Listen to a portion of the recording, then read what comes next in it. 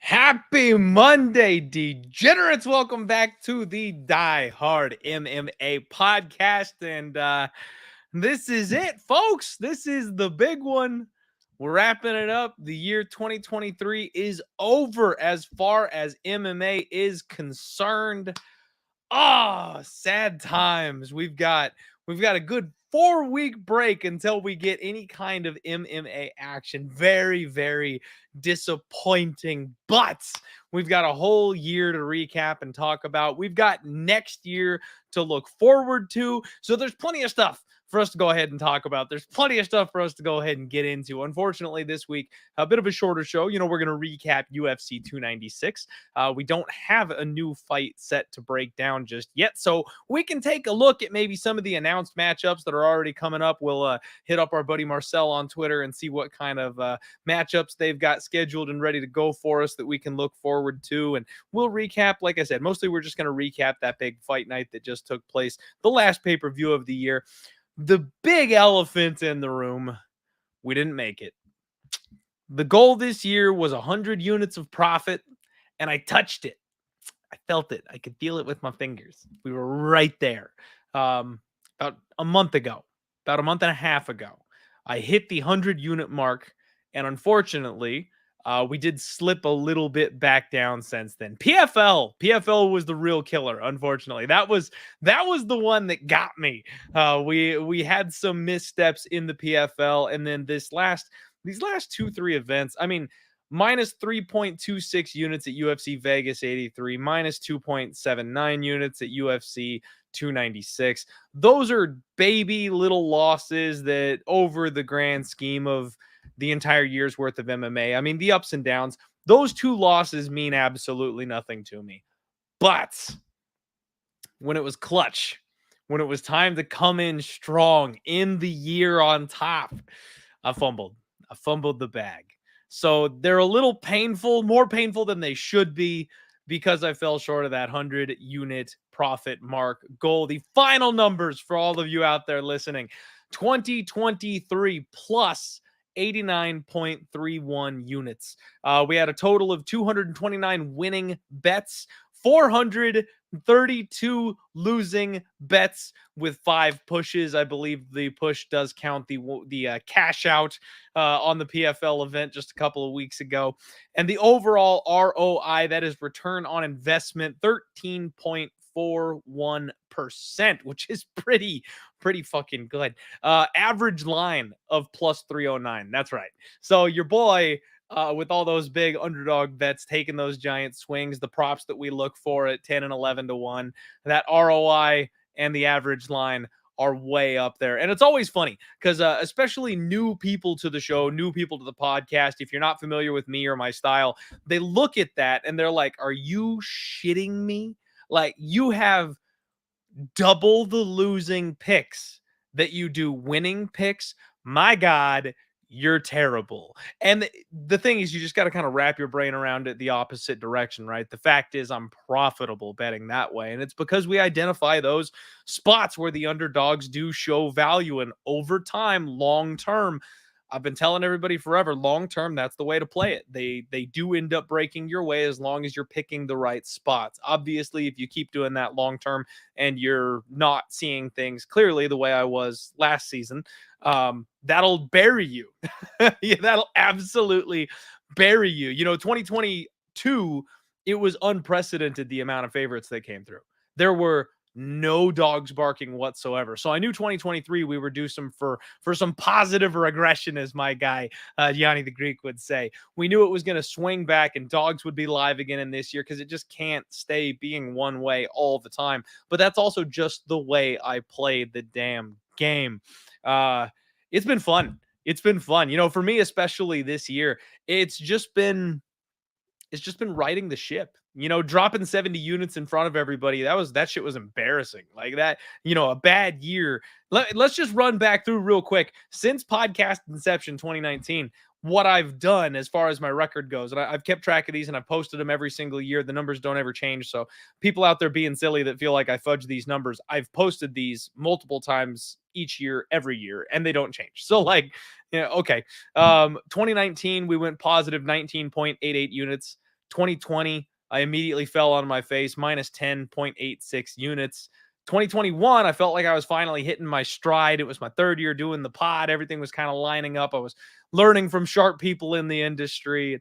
Plus 34.39 units. That was my best year to date. And then 2022 hit.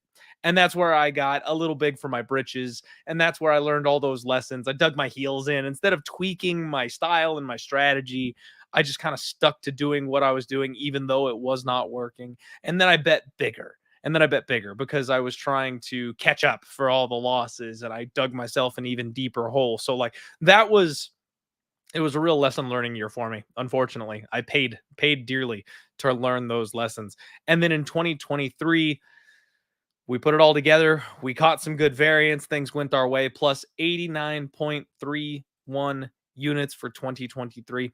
And if you're not able to keep up with that math, and that's fine, I don't expect you to. Since podcast inception, that is plus 62.42 units. So since the show started, we are profitable, over 60 units in profit since 2019. And that is a very big, very important number here to me, because I told you guys last year with 2022 and the train wreck that it was, it's always been super important to me to be able to say I'm a lifetime positive MMA gambler, right? That's the big thing, is that I try to put on a good show. I want to entertain you. I want us to have fun. That's numero uno, right? But there's so many people out there that do that, where all the content they do is pure entertainment and they're awful at betting.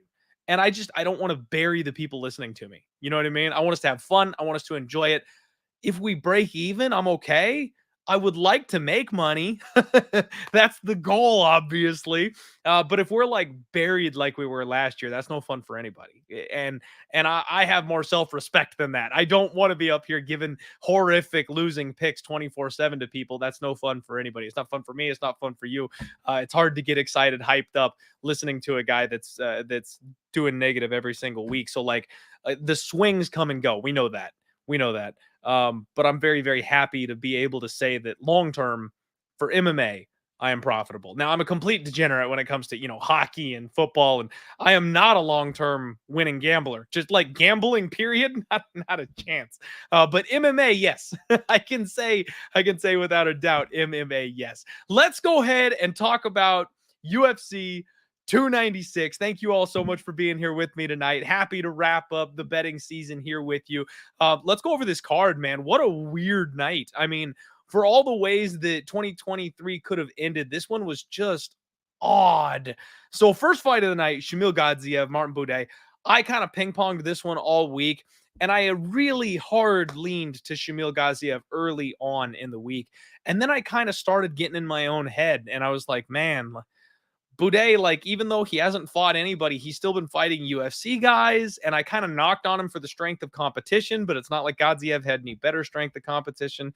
And then I really started getting worried about the Gadzhiev cardio. That was the big thing, is I was like, I know he's bigger, I know he's stronger, he's probably the better fighter, but shit, the guy gasses so fast.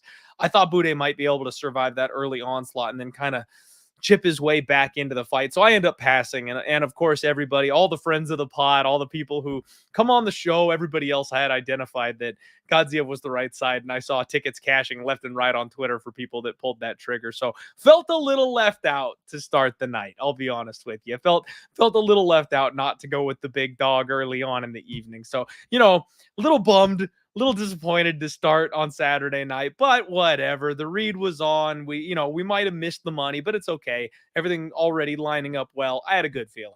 Second fight of the night, Andre Fili, Lucas Almeida, could not have gone better. We called the under 2.5 on that one, minus 150, 1.5 units to win one. And I talked about how if Andre Fili came correct the way he had his last couple fights, the step down in competition, he would really shine. Somehow I talked myself into thinking that Lucas Almeida by knockout in the degenerate sprinkle parlay was actually going to be the better side of things. I don't know why I do that sometimes. Like the analysis was Fili and under. If Almeida wins, it's going to be an under. So like the under made sense. Thank God I made the smart play. Didn't pick a side, didn't pay too much juice, just played the under, got an easy casher, in and out, go home. But the degenerate parlay, instead of going Fili KO, I went Almeida KO, and it's like, I said Fili and I said under. It was Fili KO the whole time, but for some reason I play Lucas Almeida, and I don't know. Just one of those little degen sprinkle parlays, so no biggie, but my brain does stupid things sometimes, and that bothers me. But we got a casher, got right, feeling good after the first two picks of the night there. And then Cody Durden. Oh, Cody Durden. If I didn't just call this to a T, folks, I warned you guys that if I get buddy with Cody and I flip and now I start to think, we're gonna bet on this guy that we have been trying to fade forever. Immediately regret. Like, of course, as soon as I flip sides, he does not get the victory. That's the moment when I should have stuck to my guns, should have dug deep, should have stayed on the fade train. And let's be real, me and Cody have made up. We're cool now. We're buddies on Twitter. We follow each other, but I very easily, for the lulz and for the clout, I could have faded him again. You know what I mean? I could have been like, it's tradition at this point. I still just have to bet against you. I absolutely could have gone that way. I guess I should have.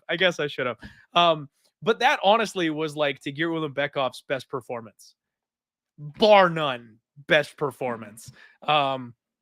Cody came out hot on Twitter. I don't know if you guys saw. He was posting about how like there's a little tag like on the where you would draw blood from Tagir, and the way he like rehydrated it really well, the fact that he had a staph infection.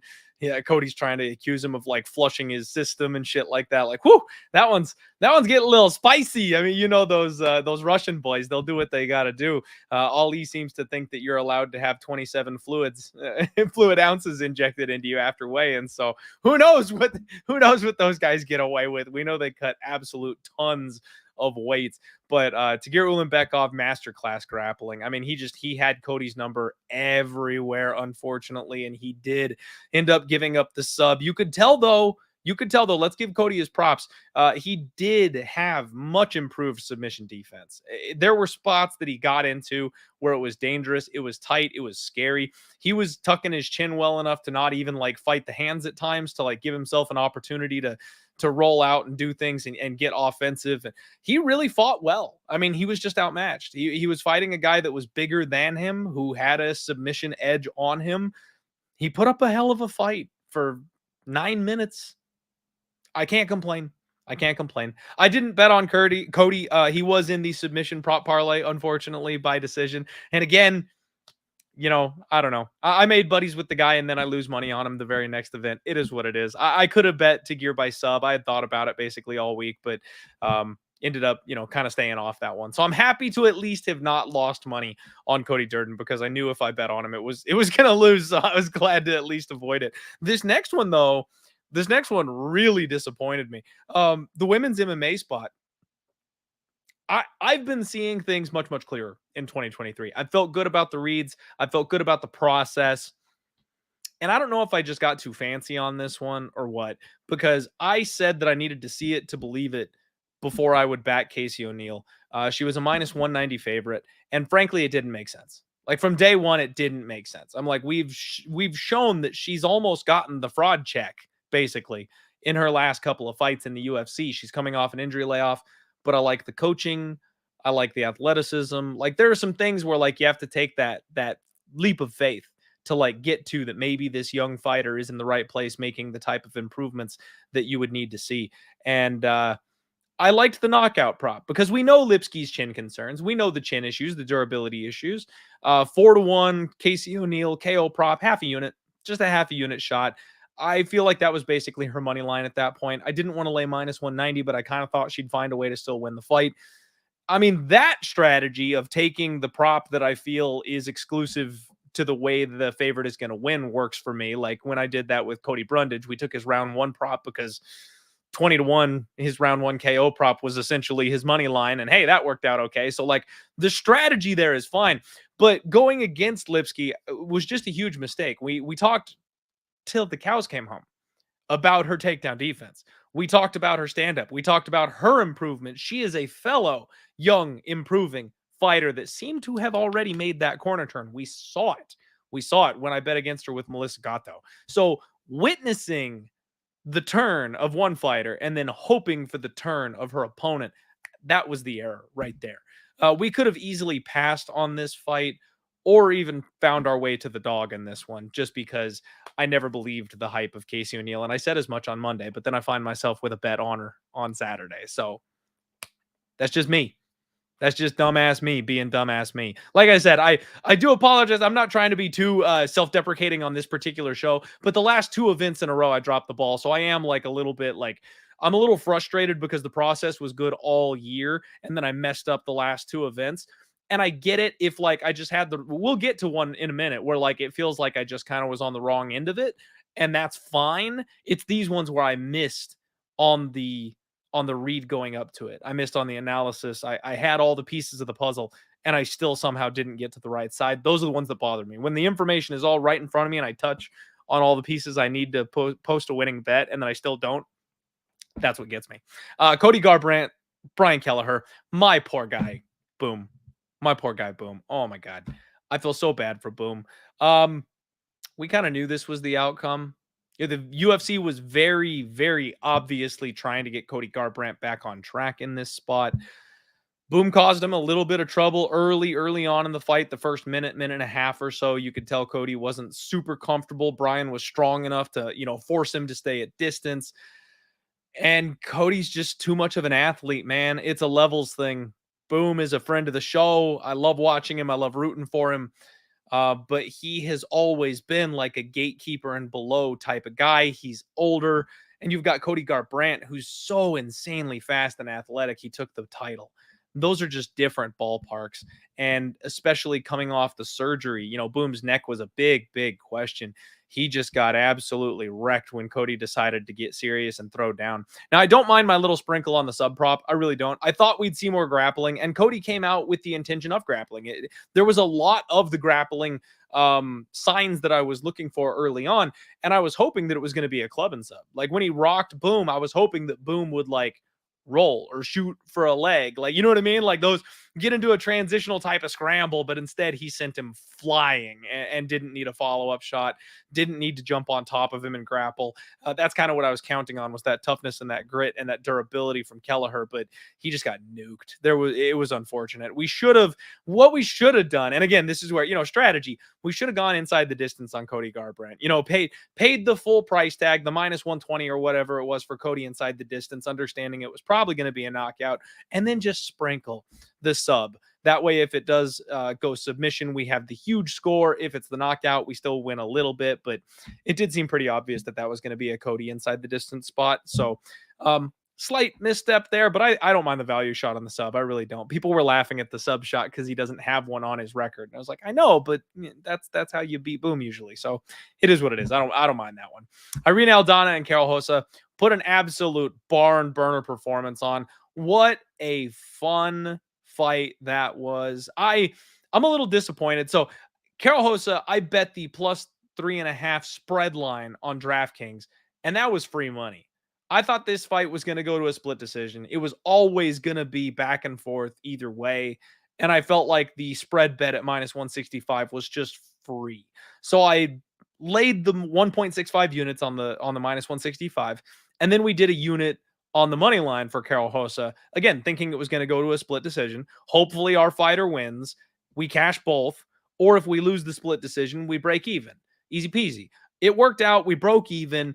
But Irene Aldana, I mean, I've got nothing but props to give here. I mean, Hossa started out so hard, so heavy, so fast.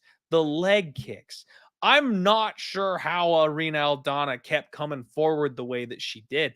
It looked like her leg was shot in the first minute of round 2. I mean, I really thought that Carol Hossa was going to just destroy that lead leg and she was eventually not going to be able to press forward, but somehow Irene Aldana just gritted through it.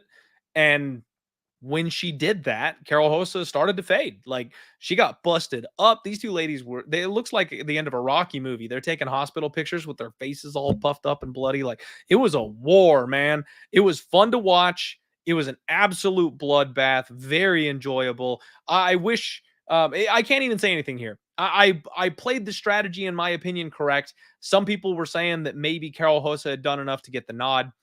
I felt like the damage was too much to argue that. I felt like Irene Aldana probably won the fight, breaking even on it, getting the spread, and then missing on the money line. Long term, you don't want to be pushing like that all the time. You know what I mean? But long term, also in these coin flippy type of spots, we'll cash both of them, and then we'll get out of there with a double win instead. So I'm fine with that strategy. I didn't mind that one bit, but it was a hell of a fight. Carol Hossa, just what do we do with her? What do we do with Carol Hossa? I keep expecting her to complete that evolution. I keep expecting her to turn the corner and to get better. And even though she did show some new wrinkles to her game and things like that, she just isn't what I expected her to be. Didn't expect her. Yeah, uh it was a bummer. I keep hoping more for Carol Hossa, and it just keeps not happening. Now, this next fight, this is the one that I really got kind of torn up on. So I did go ahead and throw together a chalky 3-leg favorite parlay, plus 139, 2 units, and it was the just win parlay, right? Like this is the one where you throw the money lines out. These guys should get their hands raised. Let's snag a couple of freebie units here at the end of the year. It's never free, folks. In sports betting, it's never free. If it looks easy, it's a trap. That's it. That's always how it is. Dustin Jacoby just paced Alonzo Menifield. And this is like the third time that Dustin Jacoby has been outworking his opponent and loses a decision. I don't know. He's turning into like 205 Rob Font. he puts up pace. He's got incredible technique. He's hard to land on, but then when he does get hit, he just falls over. So Alonzo Menifield, I got to give credit where credit is due. Okay. Alonzo Menifield, he does look like a completely different fighter. He's way more patient. He doesn't blow his wad, and he puts that power to good use. He waits for his opportunity, and really lately he has been making it count. Like when he lands those big shots, he's rocking and dropping Jacoby. So it's like 10-1 on strikes. But Alonzo's winning the round because Jacoby's the one who's running from him and falling over the octagon. That one was really frustrating. So the 2-leg parlay goes down immediately on the first fight. I still thought Jacoby won 2 rounds. I'll be honest with you guys. I thought Jacoby did enough to go ahead and get that second round. And I don't mean second round specifically. Sorry. I mean, second round is in winning 2 rounds to 1. I thought Jacoby did enough. I'd have to go back and watch it. Can you guys believe my wife scheduled our famous Christmas party that night? So I was like peeking at my phone, trying to watch these fights and trying to sweat my bets while the house is full of people and I'm trying to play host. I was a terrible host. I got everybody into the fights though. By the end of the night, everyone's on the couch watching the main event. So I kind of somehow I turned our Christmas party into a UFC party. It was pretty great. But I don't know how to score this fight. I'll have to go back and rewatch that one because, like I said, wasn't able to pay full attention. So I was mostly listening, and I feel like Jacoby did enough to probably win the fight, but I don't know that for certain. I don't want to tell you that and have the the keyboards clicking at me because people tell me I'm a freaking idiot when I don't have that opinion solidly in my brain. I can't tell you which rounds he won. I just thought he won 2 of them.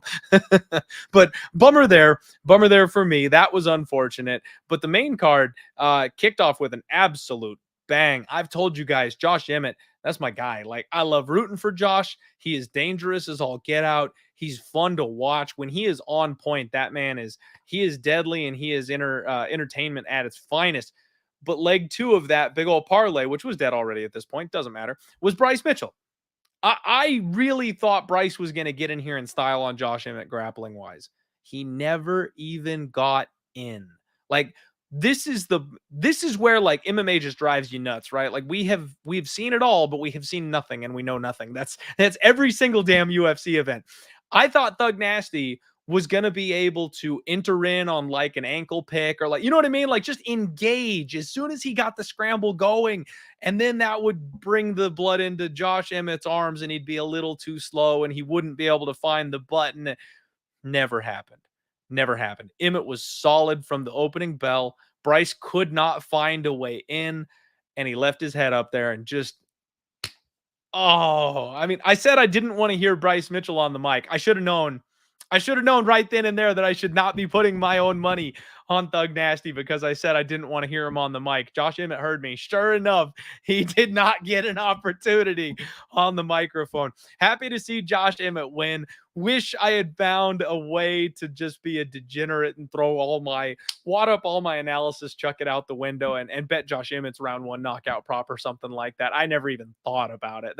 These are one of the ones where like I got blindsided. I never expected Josh Emmett to pull this thing off. So that's on me. That's on me. I didn't give the guy credit at all. I'm fading the old fighters. We talked about it. We've been doing it all year. It's been great. But I should have given him a little bit more credit, apparently. I wonder if he's going to retire, though. That's my thing with Josh Emmett. Like, he has failed at the title shot too many times. It's pretty apparent that he's not going to take it.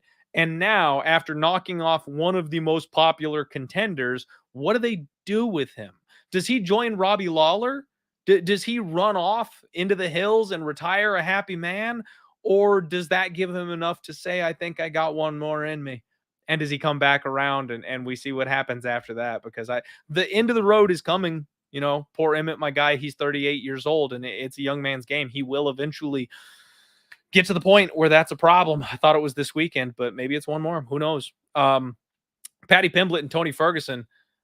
I was this close. I was this close to betting Patty inside the distance for a pile. For a lot. Thank God I didn't. The conditioning that Tony put himself through in preparation for this fight, it did not give him an option to win the fight, but apparently it sure as hell helped his chin. And that's one thing that you'll hear from fighters. When you're in shape, your chin is better. When you're in shape, your recovery is better. Like that's something that like DC says that from time to time. And this right here is living proof of it. I know Patty is not the biggest hitter in the UFC, but Tony was dead to rights in round one, folks. He was absolutely donezo in the first round of that fight. And somehow managed to survive. And the problem with this fight here is that it's more damning, I think, on Patty than anything. Like we're all disillusioned with Patty Pimblett at this point, but Tony Ferguson landed some serious shots on him.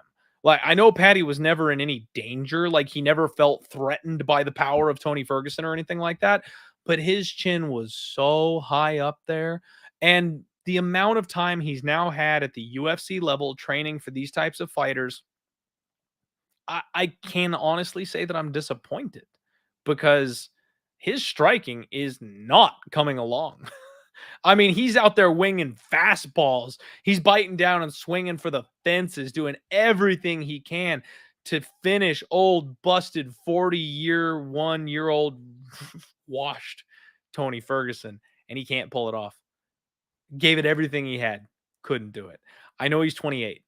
I know there's still time, you know, but at this point, he should kind of be getting there now. You know what I mean? Like, I know he's coming off an injury layoff. Maybe I'm being a little bit too harsh, but damn, man, I really felt like that was incriminating on Patty Pimblett that he could not finish Tony Ferguson on Saturday.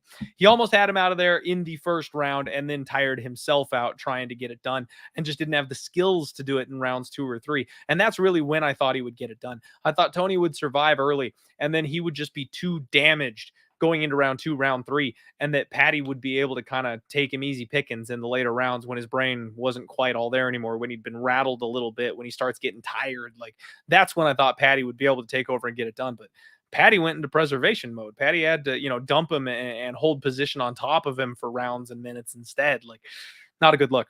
Not a good look. So the Paddy Pimblett fade will come. Glad I dodged a bullet, not playing him inside the distance. He was the anchor of that just win money line parlay. Didn't matter. Both Bryce Mitchell and Dustin Jacoby had already killed that one. But hey, at least I didn't reverse sweep the whole parlay, right? Shavkat Rakhmonov. What is there to say about this guy? The new boogeyman at this weight class, welterweight's future champion, Shavkat Rakhmonov, 18-0. All 18 by finish, coming in with an ankle injury. That was the craziest thing. I don't know if you guys saw it on Twitter, but apparently he like blew out his ankle in training prior to this fight taking place, forced his way through it, tweaked his game plan, and still managed to finish Stephen Thompson in the second round. Just impressive as all hell. Absolutely impressive as all get out. You gotta love this guy. He is deadly. I mean, the inside the distance prop was minus 175. Like this, everyone knew, this was a ritual sacrifice, and we all knew that. The question is, what do they do from here?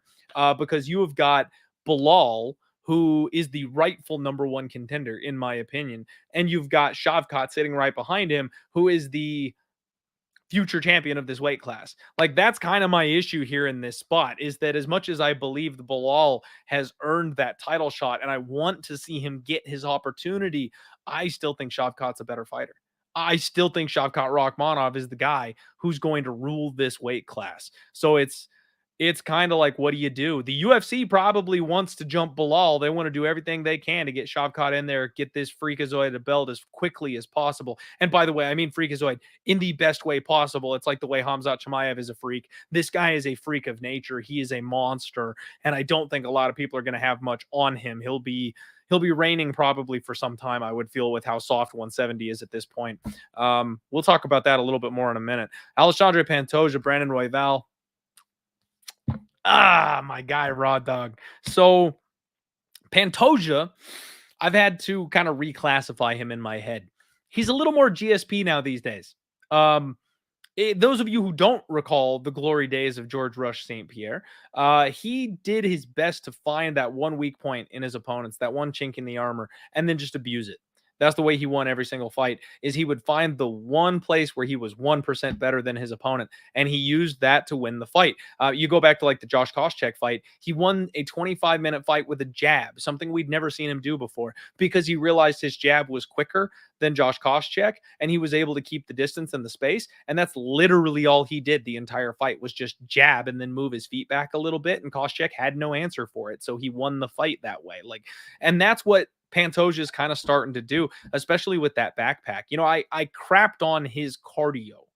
I talked about how exhausted he gets in the fight, and boy howdy, in round 5, Brandon Royval was frustrated and throwing nasty elbows from his back, doing everything he could to work to the feet, pressing forward. He absolutely was the guy with more gas. He absolutely was winning that fight in round 5, but Pantoja did enough to survive. And in round 4, when that transition was starting to happen, where Brandon Royval would in fact take over and have better gas, Pantoja found his way to the back. And that damn backpack, you can't get this guy off you. I mean, Royval escaped with like 30 seconds left on the clock in round 2. There was nothing for him to do. And as much as I want to make the argument for my guy, those punches over the shoulder like this, they still just don't seem to be enough when your opponent backpacks you for the entire round. They're in the dominant position. They're threatening submissions. Yeah, they're not doing any damage, but it's such a dominant spot that you can't argue a couple pitter-patter shots like that are going to be enough to reverse them winning that round. So it's a cheat code, man. That backpack really is a cheat code. So Pantoja rightfully won the first couple rounds. We knew that was going to happen. Royval was starting to push the pace and take over late in the fight, and Pantoja just found a way to halt that. Pantoja said, okay, all your forward momentum, cool, done. I got nothing to say. I'm impressed as all hell. So I'm happy I got out in front of the line. I bet this thing way early, plus 200, 3-unit bet on it. I was loving this spot. The line came all the way down to plus 140 at one point. But then that damned U-shaped line movement came in. Anytime that happens where you beat a line movement, but then it just surges back the other direction once it gets low, it ended up closing right around where I got it. You could get Brandon Royval at plus 190 right before the fight kicked off. And that doesn't feel as much like closing line value. If I get plus 200 and he closes plus 140, that's the right side. You know what I mean? But if I get plus 200 and he closes plus 190, it's like, well, yeah, I beat the line, but by how much? Did I really? And I locked my money up for that long. Like so yeah, that U-shaped line movement, that always scares me that I'm on the wrong side, because all the money comes in on the one side, and then at the end of the week, all the big money comes in on the other side, and everyone goes, "Nope, you're wrong," and the line goes sailing right back up. So frustrating. I mean, it's one that for me, and everyone's gonna say, "Oh, Clint justifying his bets again. He's never wrong." Blah. Shut up! I've already said I was wrong like 27 times on this podcast. I feel like Royval was the side betting wise, especially at that early number. Buying low on Pantoja apparently was the right decision, but at the opener, the minus 250, the minus 260, I didn't think Pantoja was worth that. Like, yes, the judges' scorecards will read that he won the fight like 4 rounds to 1 or 3 rounds to 2, depending on how you scored it. But watching the fight, Raw Dog was just blasting him every second that he got. And a lot of people had bets on Pantoja, so you're not going to get as much of the damage versus control argument when everybody's betting the favorite that's controlling. They like the control when they're betting the control guy. But I think Raw Dog, you could have the argument, was doing a whole hell of a lot more damage in that fight. I thought it played out much closer. The problem with Royval when he takes on guys the level of Pantoja is he's a Diaz bro. He really is. He's a Diaz brother. If the fight had no time limit, he kills Pantoja. You leave him in there for 5 more rounds, promise you Pantoja's the one that folds, not Royval. But this is an MMA fight, and Pantoja knows how to play the rules. Nothing but respect. Nothing but respect. Big L secured my night, secured the loss for the 100-unit year, unfortunately. So that was a bummer. That was a bummer to watch my guy go down along with my season. Main event time, though, Leon Edwards and Colby Covington. Woof. I mean, there's so much to unpack here. So I picked Colby Covington, and I'm not 1,000% sold on Leon Edwards. And we talked about the trash talk. We talked about the emotion, all that kind of stuff. And then Colby comes out and looks like a shell of himself. Now, this man has sat on the sidelines for 2 straight years, running from any contender, taking no opportunities whatsoever, talking his head off to get this title shot. And now I think we know why. I really think that Colby's lost a step. He did not have the speed that we're used to seeing. There was no force on those takedowns. And the biggest piece of the pie for me was the cardio, the pace, the pressure. Now, in round 5, he was definitely still the better conditioned athlete that Leon Edwards was. He was starting to have success in rounds 4 and rounds 5, taking Leon down. We know that Colby has pillow fists. He was never going to do enough damage to actually hurt Leon on those late rounds. Maybe if he could have gotten the neck and taken a sub or something like that, that would have been his only way to finish. But his whole thing is control time, pace and control time. And if he's not going to get those two things, he's not going to win. So rounds 4 and 5, obviously, were nowhere near enough. But I assumed he would start earlier. I thought he was going to be in Leon's face from the opening bell. I thought it was going to be a throwback to Colby Usman 1, where he stepped in the pocket and made that man work his ass off until he broke him later in the fight. I didn't think that he was going to sit back and let Leon dictate the pace. As soon as I saw that, I went, oh, shit, it's done. Like round 1, I knew it was over. There was no chance Colby Covington was ever winning this fight on the back foot. Not a chance in hell. I think he's done. I think he's completely shot. And I'll be happy to see some turnover at the 170-pound division. I really will.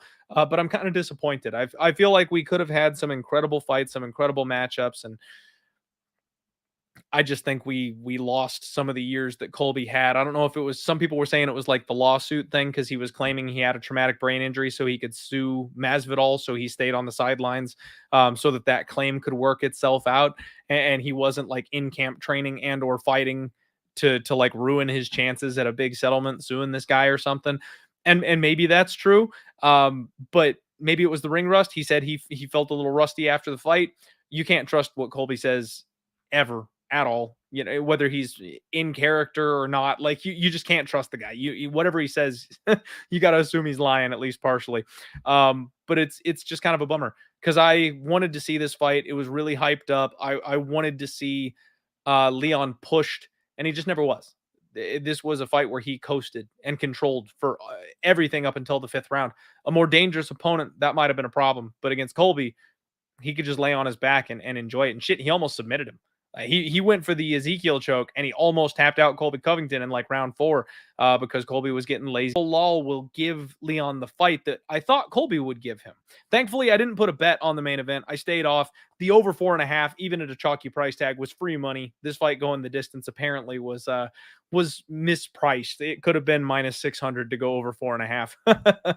So I want to see Bilal in there. He's a little bit more dangerous than Colby is. I know that's crazy to say, but he actually is. And even if he's not more dangerous, he will at least shoot those takedowns and he will put his chin on the line to get the takedowns that he needs, as opposed to sitting back and letting Leon kick him a couple of times every round and lose that way. So I hope, much like Bisping got his moment in the sun, he got that belt wrapped around his waist before he retired. I want to see Bilal get the crack. He's more than earned it, folks. He really has. I know Bilal is not a very popular guy in the MMA Twitter sphere. He's really not, but it doesn't matter. He is the number one contender, and he's proven himself to be such. They better not skip him. I agree that Shavkat Rakhmonov is the future title holder of this weight class. I agree that he is going to be the actual champion of this weight class. It'll happen. It's just a matter of time. But I want Bilal to get his moment in the sun before it happens. Give me Bilal versus Leon 2. If Bilal wins, you might have to have a rematch because now they're 1-1. Then you throw Shavkat in there, give him his belt. It is what it is. And I think that's the way it should go. We'll see, though, because the UFC, I'm not going to be surprised whatsoever if the UFC tries to book like Shavkat versus Bilal and eliminate that. Like if Leon says like, nope, don't want that guy. I'm going to sit on the sidelines. They'll be like, all right, fine. We'll do an official number one contenders fight, Shavkat versus Bilal. And then they'll escape the Bilal situation by having Shavkat beat him and be the number one undisputed challenger. We know Leon only likes to fight, once every 14, 16 months or so anyway. So he probably has no problem sitting on the sideline and letting them work it out without him in the middle of it. It's going to be interesting, folks. It is going to be interesting. Thank you all so much for hanging out with me tonight. That's the UFC 296 recap. I do have some more content planned for you guys. So the next couple of weeks, what the schedule is going to look like. Obviously, next week on Monday night, it's Christmas Eve. It's Christmas.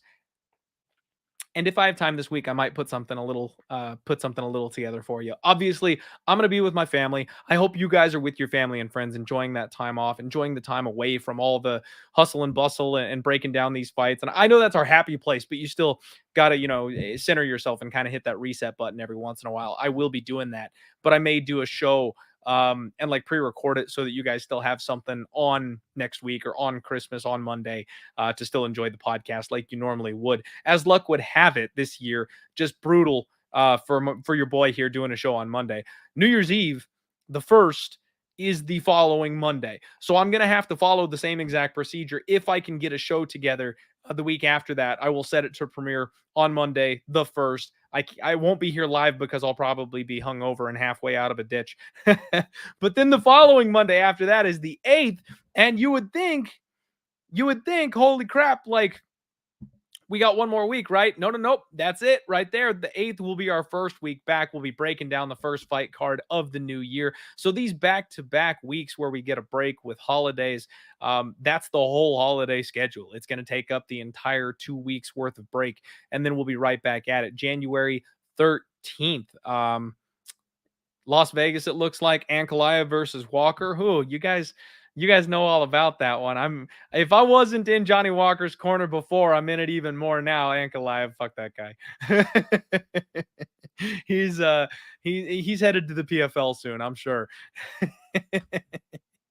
Oh, that'll be fun. That'll be fun to talk about Ankalaev again, and I can get Twitter all riled up. I love tweeting about how bad Ankalaev is. It makes everybody so angry. Free engagement, people. I like to get out there and be fun and entertaining, but when you piss off an entire group of people, it does translate to some pretty good engagement on Twitter. I am not gonna lie, and I am not above doing it every once in a while. I try not to spam that type of shit because I know that like messes nobody likes that. When you're doing it all the time, nobody likes it. But but every once in a while, I gotta squeeze in there every once in a while and get one in here. A couple rib shots to my guy Ankalaev. All right, guys, that's all I got for you. Thank you all so much for hanging out with me this evening. Go watch some Monday Night Football. Enjoy the next couple of weeks. Please get out there, be safe, drink responsibly. I'm going to go look at some Christmas tree lights here in the next couple of days and just enjoy these festive holidays. It's my favorite time of year. I'm a Christmas person. I really am. But happy holidays, no matter what you're out there celebrating. Be safe. Love you guys. Bigger and better things. We reset the clock. 100 units. 2024 is going to be the plan. 100 years, Die Hard MMA podcast every week on Monday. 100 years forever. Now until forever. Let's go. Love you guys.